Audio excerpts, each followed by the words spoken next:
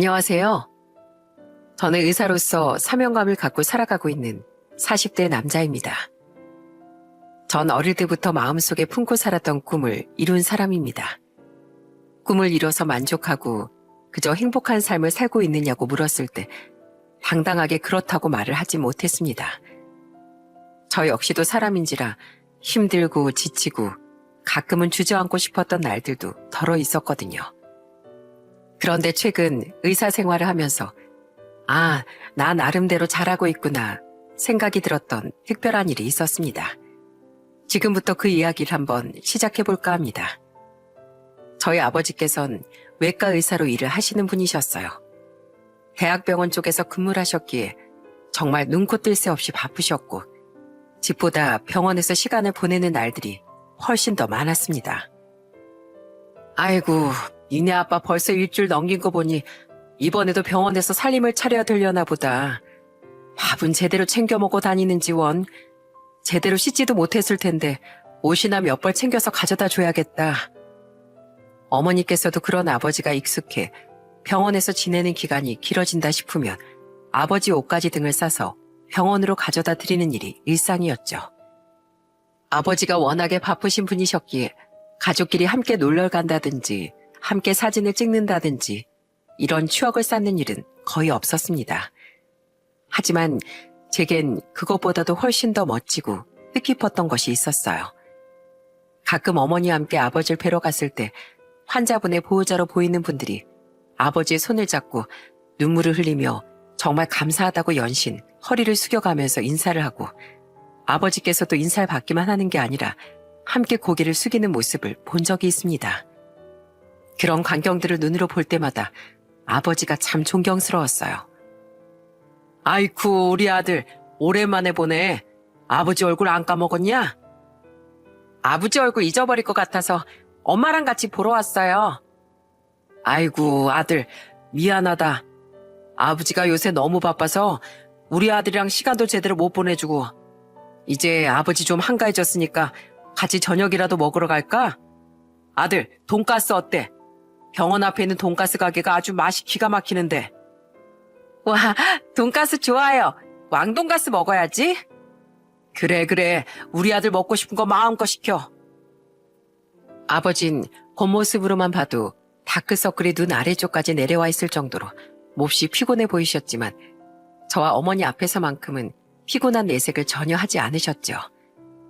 보통 사람들은 잠을 제대로 자지 못하거나 피곤하면 일을 다 내려놓고서 조금이라도 쉬고 싶어 하는 게 일반적인데 아버지께선 잠을 제대로 못 자고 피곤한 상황에서도 당직실에서 쪽잠을 주무시면서 눈을 뜨면 환자분들의 회진을 돌고 진료를 보면서 수술까지 진행하실 정도로 무척이나 부지런하게 생활을 하셨고 저는 그런 아버지를 동경하면서 아버지 같은 의사가 되고 싶다는 꿈을 키워나가게 됐어요.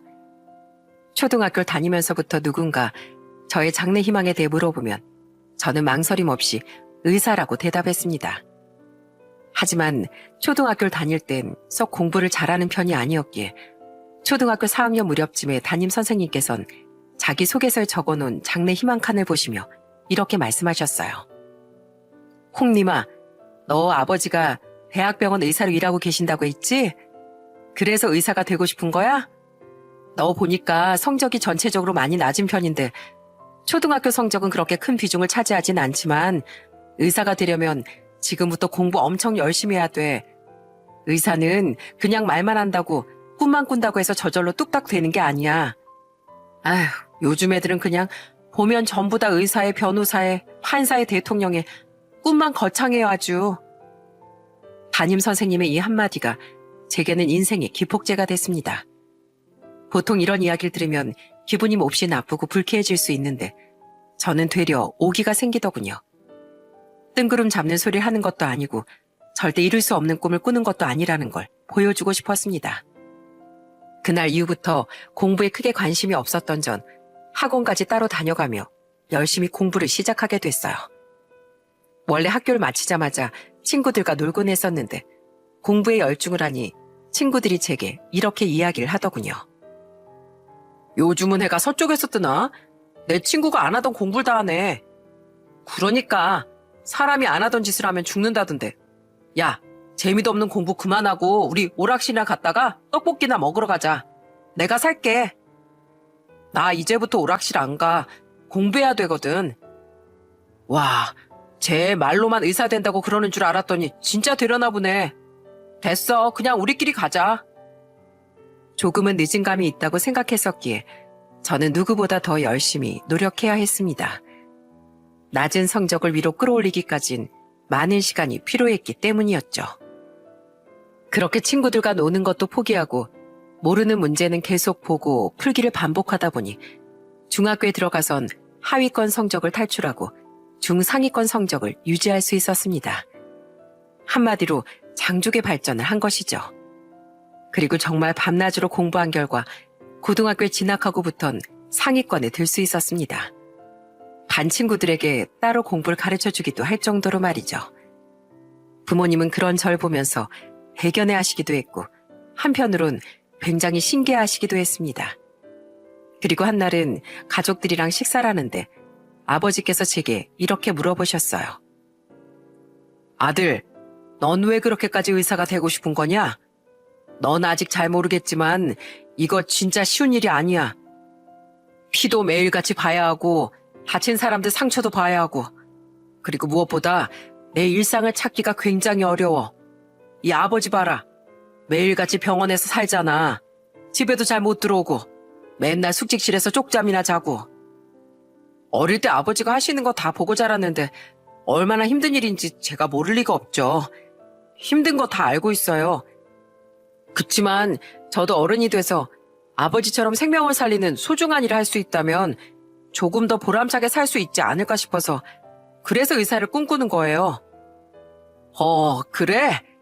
이거 우리 아들 어른스러운 생각을 하고 있었네. 그런 생각을 하고 있다면 꼭 좋은 의사가 될 수 있을 거다. 혹시라도 이 아버지 도움이 필요하다면 언제든지 말하거라. 도와줄 수 있는 거라면 뭐든 가리지 않고 도와줄 테니까. 자식은 부모의 등을 보고 자란다는 말처럼 어릴 적 보고 자란 게 듬직한 아버지의 모습이었기에 저도 그런 사람이 되고 싶었습니다. 아버진 제게 영웅이자 우상 같으신 분이었거든요. 그렇게 노는 시간, 자는 시간까지 줄여가면서 때로는 피곤함에 꾸벅꾸벅 졸기도 하고 코피를 쏟아가면서 공부를 한 결과 저는 그토록 원하던 의대 진학에 성공할 수 있었습니다. 그리고 고등학교 3학년 때 담임 선생님께선 제게 웃으며 이런 말씀을 해주셨어요. 녀석, 그렇게 노력을 하더니 귀엽고 원하는 대학에 가는구만 그래. 홍림아, 그동안 고생 많았다. 가서도 잘하고 너 나중에 잘 돼서 의사 되면 선생님은 치료비 좀 깎아주냐? 네, 선생님. 저 일하는 병원으로 오시면 선생님은 특별히 공짜로 치료해드릴게요. 빈말이어도 듣긴 좋네. 대학 가서도 공부 게을리하지 말고 열심히 하고. 알겠지? 선생님은 네가 잘할 수 있을 거라 믿는다. 그렇게 저는 많은 사람들의 응원을 받으며 그토록 꿈꾸던 의대에 들어갔습니다. 그런데 의대에서 공부를 하고 살아남는 건 상상 이상으로 정말 힘든 일이더군요. 수업 난이도가 정말 높았을 뿐 아니라 고향을 떠나 기숙사 생활을 했기에 새로운 환경에 적응을 해나가는 것 또한 굉장히 스트레스를 받았습니다. 하지만 그토록 원하던 대학으로 왔고 꿈을 이루기 위해선 이 정도 힘듦 정도는 감내해야 한다고 생각했어요. 뭐든 쉽게 되는 건 아무것도 없다는 걸 알고 있었으니까요. 제가 이 힘든 생활을 버틸 수 있었던 건 저와 성격이 잘 맞는 동기 친구들 덕분이었습니다. 아우, 진짜 서울 생활 왜 이렇게 힘드냐? 의사 한번 되려다가 사람 먼저 잡겠네. 그래도 우리끼리 이렇게 있으니까 버틸 힘도 나고 좋다. 학교 혼자 다녔어봐. 난 진작에 못 버티고 나가버렸을걸? 끝까지 버티는 사람이 승자라고 했어. 우리 힘들더라도 끝까지 화이팅 해보자. 그리고 학교를 다니면서 처음으로 병원 실습을 나간 적이 있었는데 그때 병원에서 엄청 많은 환자들을 마주할 수 있었습니다. 흔히들 말하는 나이롱 환자들도 곳곳에 보이는 반면 많은 양의 수액을 달고서 돌아다니는 환자들도 있었고 휠체어를 타고 다니는 환자들도 많이 보였어요. 대부분의 환자들은 다들 양호한 편이었지만 종종 보호자들이 찾아와 심각한 진상을 부리는 경우도 있었습니다. 저기요, 여긴 서비스가 원래 이래요? 다른 병원은 환자한테 물도 떠다 주고 보호자한테 필요한 거 없냐 물어보면서 살갑게 대해주던데 여긴 뭐 그런 게 하나도 없어. 보호자분, 죄송한데 저희가 그런 부분까지 하나하나 챙겨드릴 수가 없어요. 그럼 다른 병원 간호사들은 시간이 뭐 남아돌아서 그렇게 다 챙겨줬다는 거예요? 마인드 문제예요, 마인드. 환자를 위한 마음이 하나도 없으니까 당연히 챙겨주기도 힘들다 이거지. 어휴. 이런 보호자들이 있는가 하면 환자들의 무단 외출이나 외박 등의 문제로 골머리를 앓는 경우도 덜어 있었습니다. 생각보다 그런 환자분들이 정말 많더라고요. 아, 김상철님 또 몰래 외출하셨네. 이번이 대체 몇 번째야? 교수님께 말씀드려서 퇴원 조치할까요? 하고 여쭤봐야겠다. 자의로 돌아다닐 수 있을 정도면 퇴원해도 된다는 거 아니야? 본인도 안 아프니까 계속 무단 외출하는 거고. 아휴, 무단 외출하면 교수님도 힘들어지고 우리도 힘들어진다는 걸 왜 모르나 몰라.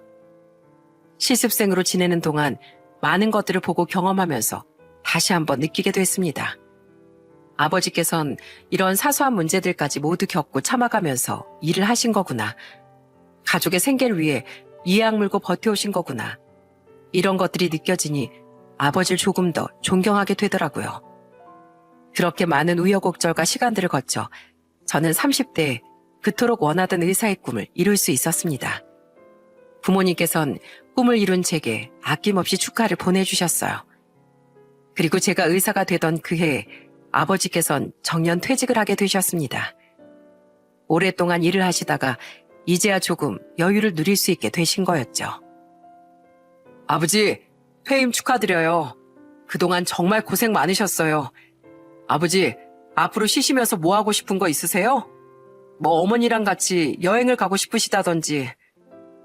아직은 내가 퇴직했다는 게 실감이 잘 안 나서 뭘 해야 할진 잘 모르겠구나. 네 엄마랑 한동안 콧바람 좀 쐬다가 공공병원이든 어디든 자리가 나면 들어가지 않을까 싶다. 네? 또 병원에 들어가시겠다고요? 아휴, 엄청 많이 고생하셨는데 좀 쉬시지 않고요. 예, 너희 아빠가 어떤 사람이니? 수십 년을 사람 살리는 칼잡이로 살아온 사람이야. 거의 하루도 안 쉬고 일했던 사람인데 집에서 놀라고 하면 발 뻗고 편하게 잠이나 잘 수 있겠어? 네 엄마가 날 너무 잘 아는구나. 홍님아, 그렇게 오랫동안 꿈꿨던 의사가 됐으니까 이제부턴 사명감을 가지고 일해라. 네가 하는 일은 아무나 할 수 없는 귀한 일이라는 걸 명심하고 또 명심하면서 살아야 한다. 알겠지? 네, 아버지. 명심하고 또 명심할게요. 가족들의 응원 속에서 저는 어느 병원의 소아외과 의사가 됐습니다. 하고 많은 과 중에 소아외과를 선택한 이유는 인원이 몇 없기도 했고 또 무척이나 환경이 열악하다는 이야기를 듣기도 했기에 하려는 사람이 어느 정도 있는 일반 외과보단 인력을 필요로 하는 소아외과로 들어가는 게 훨씬 낫지 않을까 판단했기 때문이었어요. 그렇게 원하던 꿈을 이룬 전 하루하루 열심히 바쁘게 살아갔고 같은 병원에서 근무하고 있던 아내와 눈이 맞아 연애를 시작하게 됐습니다. 눈코 뜰 새 없이 바쁜 환경에서 매일같이 서로의 얼굴을 마주하고 지내다 보니 자연스럽게 마음이 동하게 되더라고요. 동료들은 저희의 만남을 축하해주는 한편 혹시라도 저희가 만나다가 다투거나 문제가 생겨 일에 지장이 생길까 걱정을 하기도 했습니다. 하지만 그런 걱정과는 달리 다행히 아내와 만나면서 트러블이 생길 만한 일은 없었고 2년 반 정도 만남을 잘 이어가다가 결혼까지 골인을 하게 됐어요. 동료들은 큰 박수를 쳐주며 엄청 많이 축하해줬습니다. 사실 결혼을 하고 나면 다들 달콤한 신혼생활을 꿈꾸곤 하잖아요. 그런데 사실 저희는 결혼하고 나서도 신혼이랄 게 없었습니다. 신혼집은 그냥 몸만 들어와서 잠깐 쉬었다 가는 용도로 전락해버렸고 조금이라도 누워있을라 치면 응급 환자가 생겼다는 전화가 와 양말도 제대로 챙겨 신지 못하고 뛰쳐나가는 일이 일상이었어요. 잠을 자고 있다가도 전화만 오면 시간이 새벽 1시든 2시든 병원으로 달려가야 했기에 신혼의 대부분은 병원에서 보냈다고 해도 과언이 아닐 정도였죠. 한날은 아내가 이렇게 이야기를 하더라고요. 예전에 어떤 교수님이 그러시더라. 의사는 결혼해도 신혼 즐길 시간도 없다고. 그래서 결혼식 하고 나서 병원으로 신혼여행 오는 게 일상이라고. 우리 둘이 같이 시간을 보낼 수 있는 날은 거의 없지만 뭐 이런 생활도 나쁘진 않아. 그치 여보? 맞아. 이런 것도 다 나중에 시간 지나고 나면 좋은 추억이 될 수 있겠지. 정신없이 바쁘긴 했어도 아내와 함께 있어서 행복했습니다. 그렇게 바쁘게 정신없이 시간을 보내고 있던 어느 날, 여느 때와 같이 출근을 하는데 저희 소아 외가족 수납처가 무척이나 소란스럽더라고요. 평소엔 무척이나 조용했었는데 벼랑간 시끄러운 통에 무슨 일이 있나 싶어 황급히 수납처 쪽으로 달려갔습니다. 무슨 일 있어요? 왜 이렇게 소란스러워요? 아, 안녕하세요, 과장님. 다름이 아니라 저분 때문에. 직원들이 한숨을 쉬며 쳐다본 곳엔 곤히 잠든 아이를 꼭 안은 채 눈물을 줄줄 흘리고 있는 무척이나 젊은 여자 한 명이 서 있었습니다. 대체 얼마나 눈물을 흘린 건지 두 눈을 뜨기도 힘들 정도로 눈이 퉁퉁 부어 있더라고요. 정확한 상황을 알아야 했기에 대체 무슨 일 때문에 그러는 거냐고 물어봤습니다. 아니 글쎄, 치료비가 없는데 치료를 받게 해줄 수 없느냐고. 나중에 와서 꼭 갚겠다고 그러시잖아요. 안 된다고 몇 번을 말씀드려도 말도 안 통하고, 예약해달라고 하셔서 교수님이랑 과장님들 예약 다 차 있어서 지금 예약해도 최소 2개월 후부터 가능하다고 해도 내일 당장 진료 볼 수 있게 해달라고, 돈 구해올 테니까 진료 볼 수 있게만 해달라고 자꾸 그러시잖아요. 대체 어떻게 말씀드려야 할지 모르겠어서 여차하면 보안팀까지 부를까 생각하고 있었어요. 선생님, 소아외과 선생님이세요? 그럼 저희 애 좀 봐주시면 안 돼요? 병원 여러 군데 가봤는데 저희 애를 봐주는 병원이 한 군데도 없어요. 제발 저희 애기 진료 좀 봐주세요. 얼마 전부터 밥도 제대로 못 먹는데 이젠 그냥 힘없이 계속 하루 종일 잠만 자고 일어나면 배 아프다고 울고 자고를 반복하고 있어요. 아이 엄마의 애절한 눈빛과 목소리, 어딘가 창백하고 기운이 없어 보이는 아이. 겉으로 드러나는 문제점들은 크게 없어 보였지만 증상을 들어보면 뭔가 배탈 같기도 하고 식중독 같은 느낌도 있었기에 저는 울고만 있는 아이 엄마의 손에 10만 원을 쥐어주며 우선 응급실로 가보라고 말을 해줬습니다. 아직 진료 시작 전이기도 하고요. 일단은 빨리 이 돈으로 응급실부터 가보세요. 지금은 아침이라 야간 할증 없이 이 정도로 진료비랑 수액 약값까지 모두 내실 수 있을 겁니다. 오늘은 진료가 모두 차 있는 날이라서 일단 응급실에서 진료 받으시고 내일 마침 취소된 시간대가 있어서 거기에다가 넣어드릴게요. 보호자분 성함이랑 아이 이름이 어떻게 되죠? 아이 이름은 서재윤이고 제 이름은 정가람이에요. 감사합니다, 선생님. 정말 감사합니다. 아이 엄만 감사하다고 꼭 이 돈을 갚겠다는 말을 남기고서 아이를 안고 응급실 방향으로 달려갔습니다. 저흰 한참 동안 아이 엄마가 사라진 곳을 멍하니 바라볼 수밖에 없었어요. 대체 무슨 사연이 있는 걸까? 그렇게 심각한 일이 아니었으면 좋겠다는 생각을 하면서 말이죠. 그리고 그날 저녁 퇴근을 하고 집에 와서 아내에게도 아침에 마주했던 아이 엄마에 대한 이야기를 해줬습니다. 아내는 제 이야기를 잠자코 듣고만 있더니 이렇게 이야기했어요. 뭔가 말 못할 사연 같은 게 있지 않을까?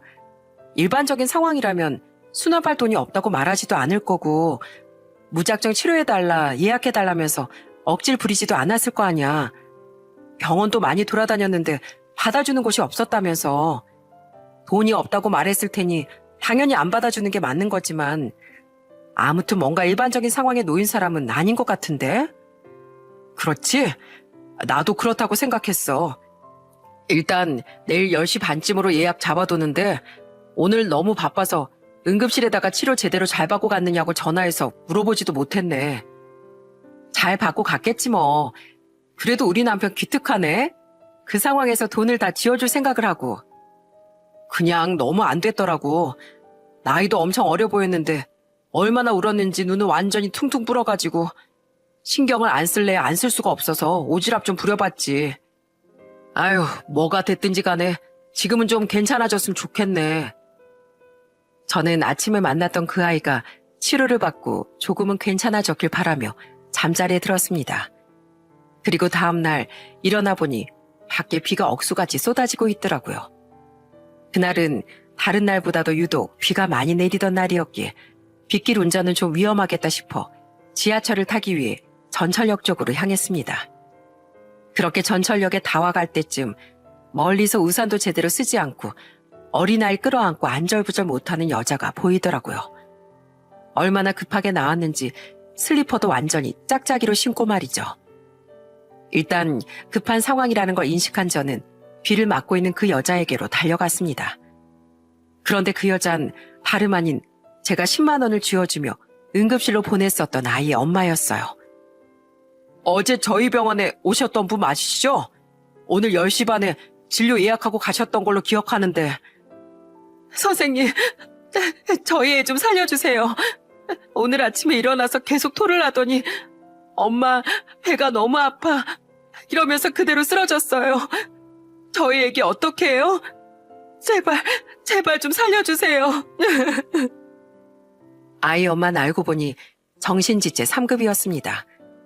다들 아시겠지만 정신지체 3급은 1급, 2급과는 달리 일상적인 대화는 가능하나 지능 수준이 현저히 떨어진다는 사실을 아실 겁니다.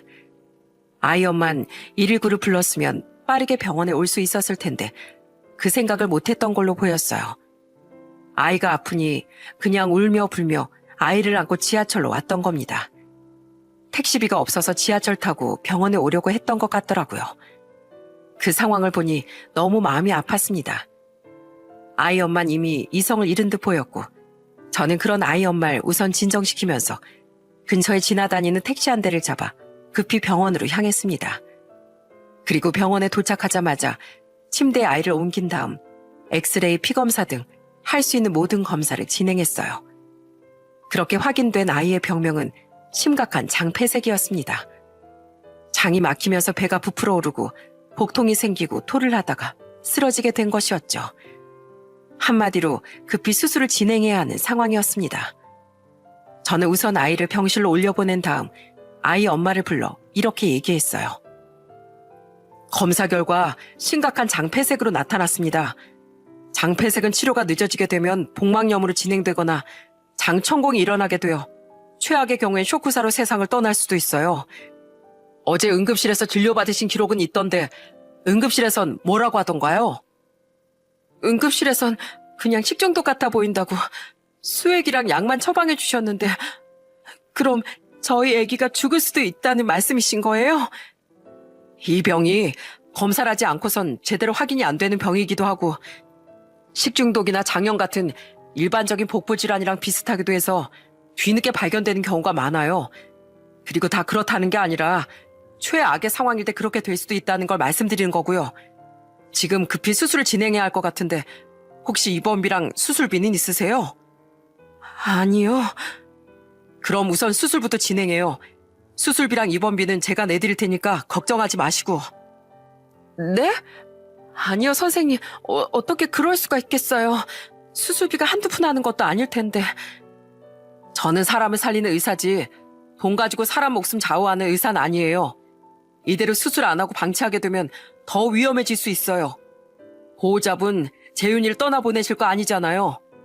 다 큰 어른도 마찬가지지만 아이들의 질환은 총각을 다투는 경우가 많아요. 일주일안의 짧은 시간으로 사람이 살 수도 또 죽을 수도 있다는 말이죠. 그러니까 일단 돈 걱정하지 말고 아이 하나만 생각하고 수술 진행해요. 아이 엄만 제 말에 한참을 울다가 수술을 진행하겠다는 의사를 밝혔습니다. 우선 수술 동의서에 사인을 한 다음 빠르게 비어있는 수술방을 잡아 수술을 진행했고 다행히도 수술은 성공적으로 마무리가 됐습니다. 그래도 손을 쓰기 힘들 정도로 늦지 않게 처치를 할 수 있어 다행이라는 생각과 함께 수술방 앞에서 초조하게 기다리고 있던 아이 엄마에게로 다가가 그 소식을 전했습니다. 재윤이 수술 성공적으로 끝났어요. 회복실로 옮겼으니까 이제 한시름 놓으셔도 될 것 같아요. 감사합니다, 선생님. 정말 감사합니다.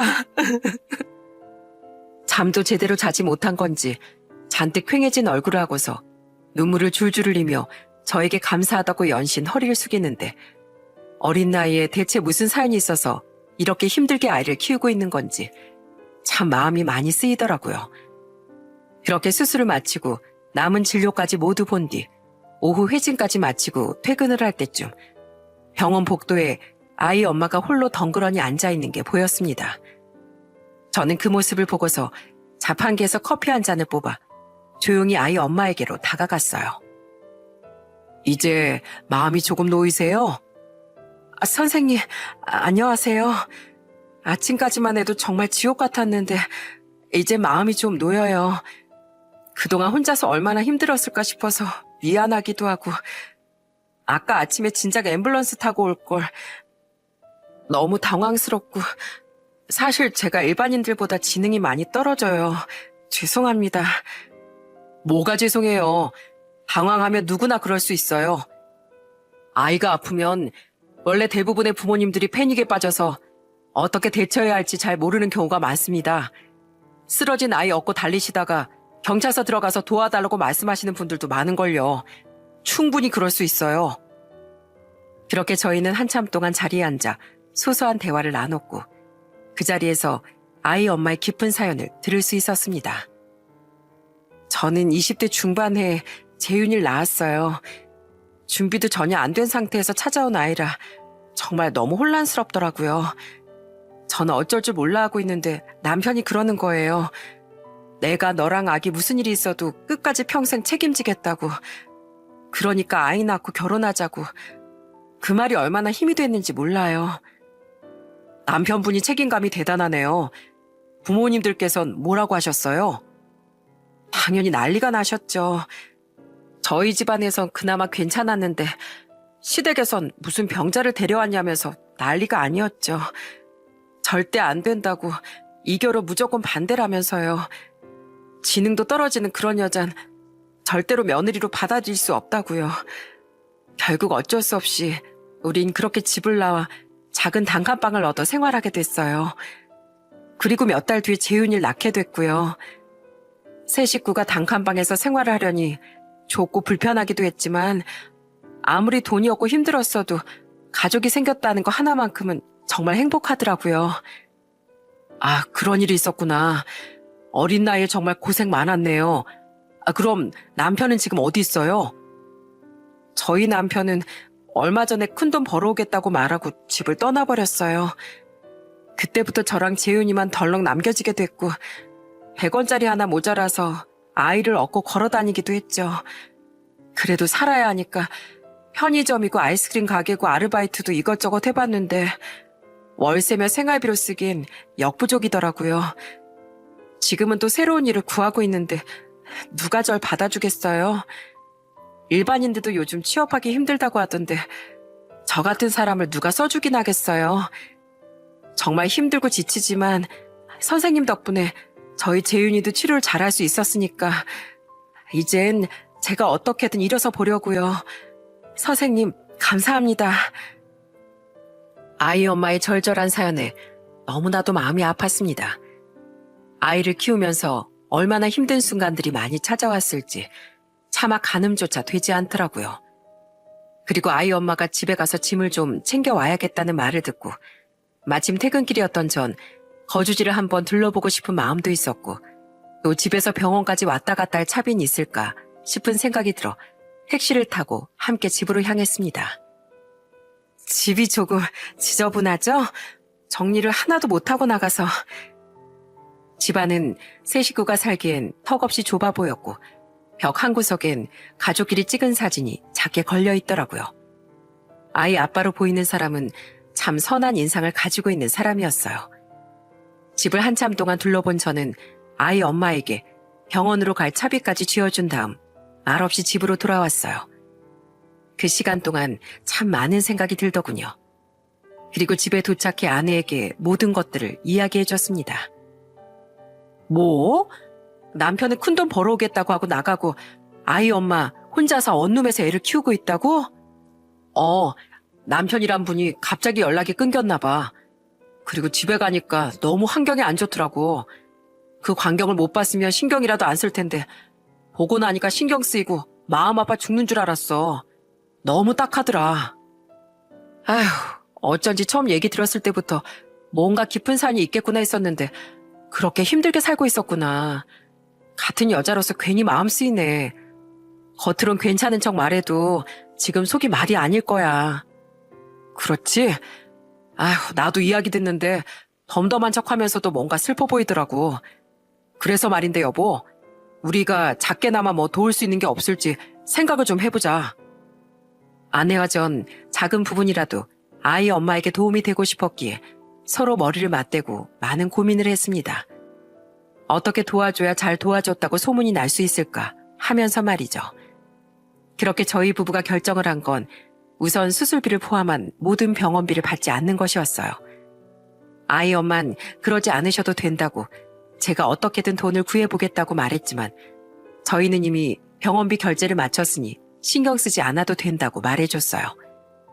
그리고 시간이 흘러 아이가 퇴원을 하던 날 저희는 택시를 불러 택시 트렁크에다가 아이 용품들을 꽉 찰 정도로 가득 실어줬습니다. 아이 엄만 눈이 동그래져서 제 손을 잡고 물었어요. 선생님, 저게 다 뭐예요? 아이 키우는데 필요한 것들 이것저것 사서 다 넣었습니다. 마트에서 장 본 것들도 다 넣었고요. 장폐색 환자들은 식단 관리할 때 고기보단 채소를 많이 먹는 게 좋아요. 고기는 조금, 채소는 많이. 그리고 되도록 운동 많이 시키고요. 장폐색은 재발이 잘 되는 병이어서 관리를 잘하는 게 제일 중요해요. 알겠죠? 그리고 이건 생활비예요. 아르바이트 구해질 때까지 이걸로 쓰세요. 전 500만 원이 든 돈 봉투를 건넸습니다. 아유, 선생님, 병원비 신세진 것도 너무 죄송스러운데 이런 것까지 챙겨주시고 제가 뭐라고 감사 인사를 드려야 할지 모르겠어요. 정말 감사합니다, 선생님. 신세라고 생각하지 않았으면 좋겠어요. 남편 돌아오실 때까지 건강하게 먹고 싶은 거 다 먹으면서 지내고 아프지 말고 혹시라도 재윤이한테 문제 생기면 내 번호 알려줄 테니까 예약하지 말고 나한테 바로 전화해서 찾아와요. 내 말 무슨 말인지 알겠죠? 아이 엄만 눈물을 펑펑 흘리면서 저희 부부에게 계속 감사하다는 말을 반복하다가 택시를 타고 떠났습니다. 저희 부부는 멀어져가는 그 택시를 바라보면서 이젠 제발 행복만 하길, 그리고 재윤이가 아프지 않고 건강하길 진심으로 기원했어요. 그 후 재윤이와 아이 엄마의 소식은 들려오지 않았습니다. 연락처를 알려줬었지만 단 한 번도 연락이 오지 않았고 병원에 찾아오지도 않았기에 저는 무슨 일이 있는 걸까, 잘 지내고 있는 걸까 싶어 집으로 찾아가 볼까 했었는데 아내는 절 보며 이렇게 이야기를 하더라고요.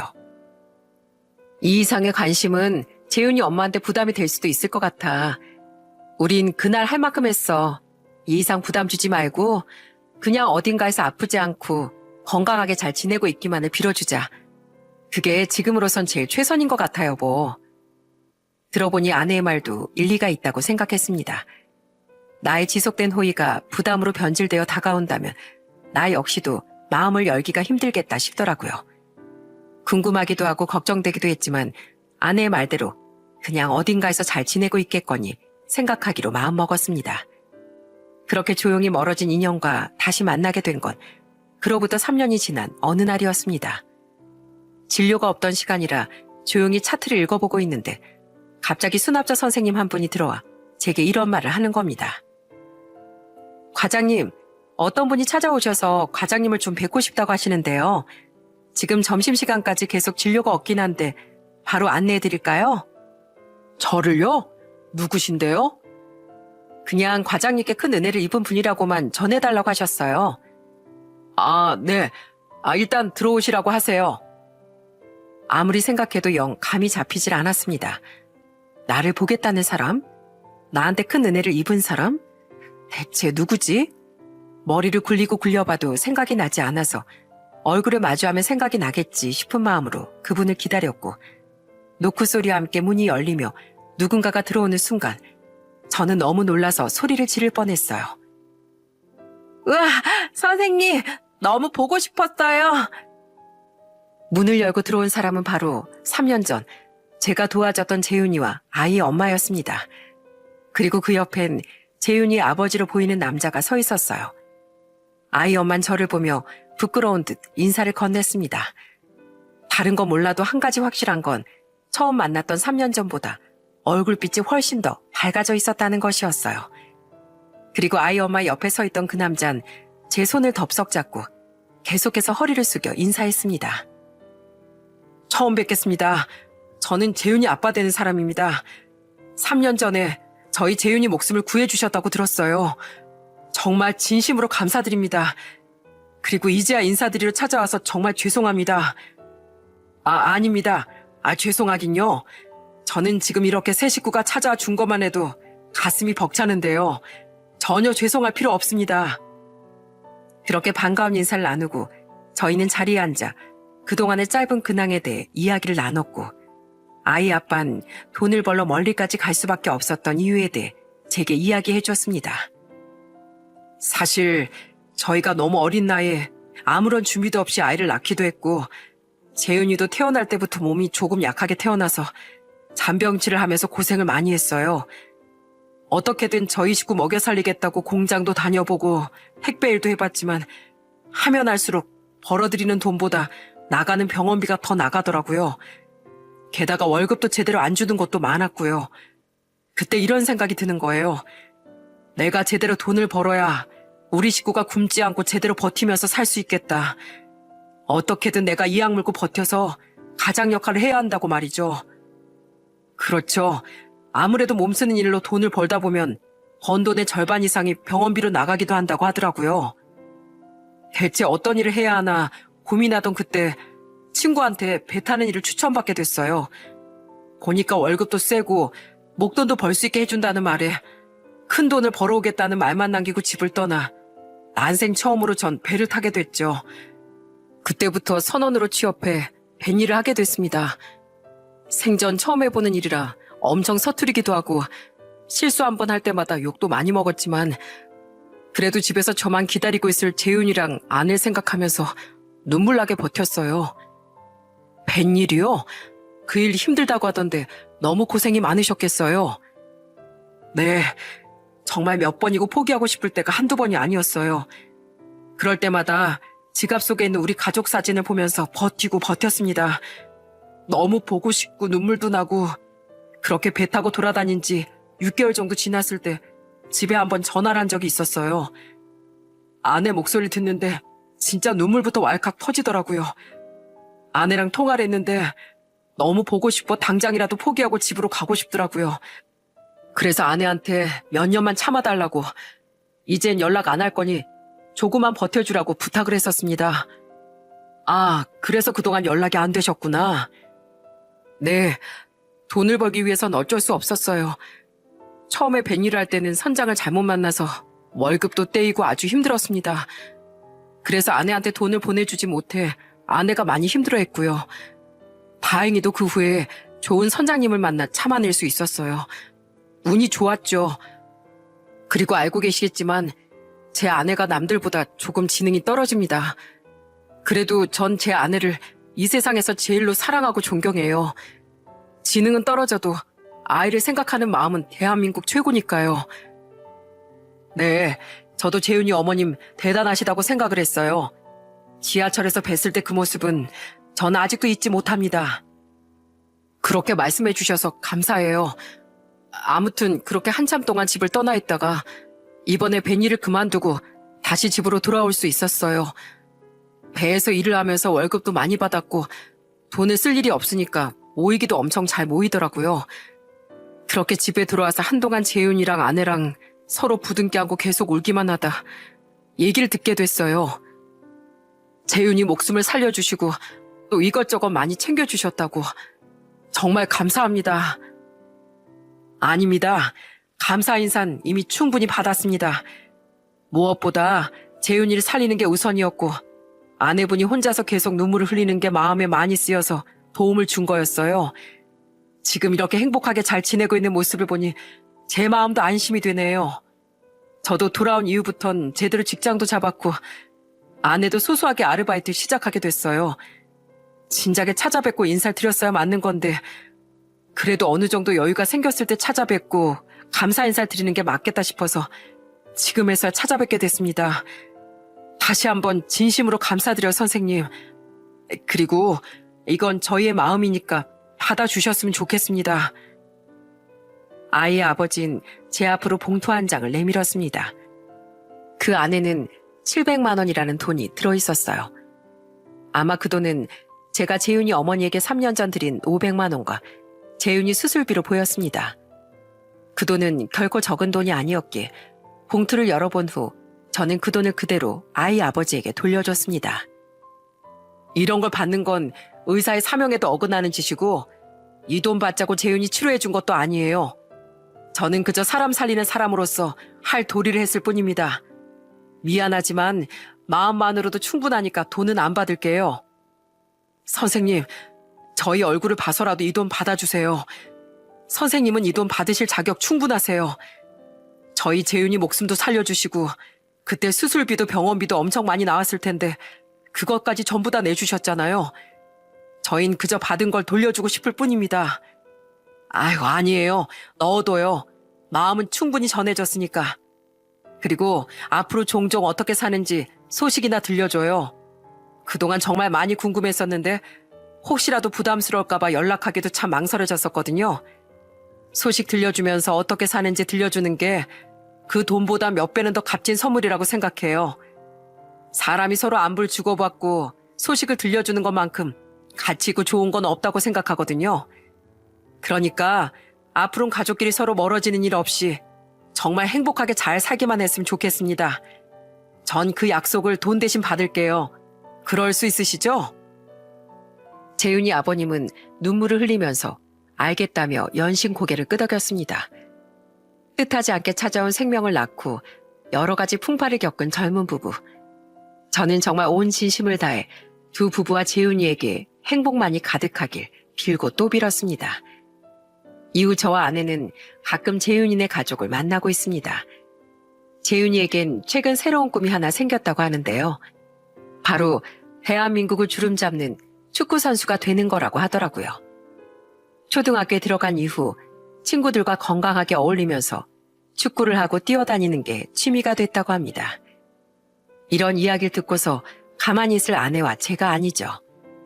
저희는 돌아오는 재윤이의 생일날 예쁜 축구화 하나를 선물로 보내줬답니다. 그랬더니 금방 영상통화가 걸려와서는 해맑게 웃으며 감사합니다 하고 인사를 하는데 어찌나 귀엽던지 절로 아빠 미소, 엄마 미소가 지어지던 거 있죠? 선생님, 재윤이가 너무 좋아해요. 이거 신고 손흥민 선수처럼 될 거라고 집안에서도 막 신고 뛰어다니고 그래요. 괜히 저희 때문에 괜한 돈 쓰신 거 아닌지 모르겠어요.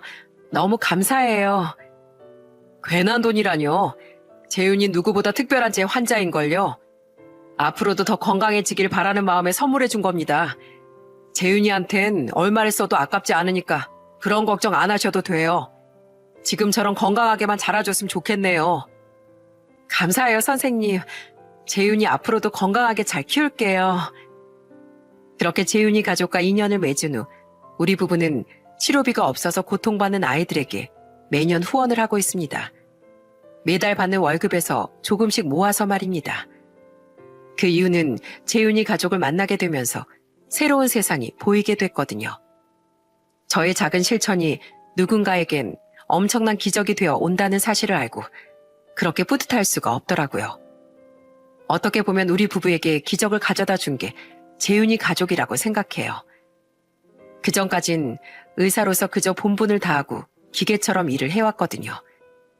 하지만 재윤이 가족을 만난 후부터 저희 부부의 삶이 달라지고 세상을 보는 눈도 달라지고 아무리 힘들어도 할 수 있다는 희망을 보면서 우리 부부는 하루하루를 즐겁게 살아가고 있답니다.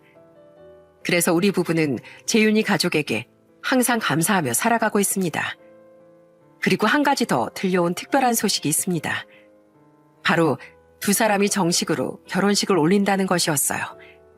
진심 어린 모습으로 양가에 찾아가 무릎을 꿇고 앞으로 정말 잘 살겠다고, 잘하겠다고 눈물을 흘리며 빌었고 자식이 있는 부모 없다는 말처럼 양가 부모님들은 결국 서로를 허락해 주셨다고 하더라고요.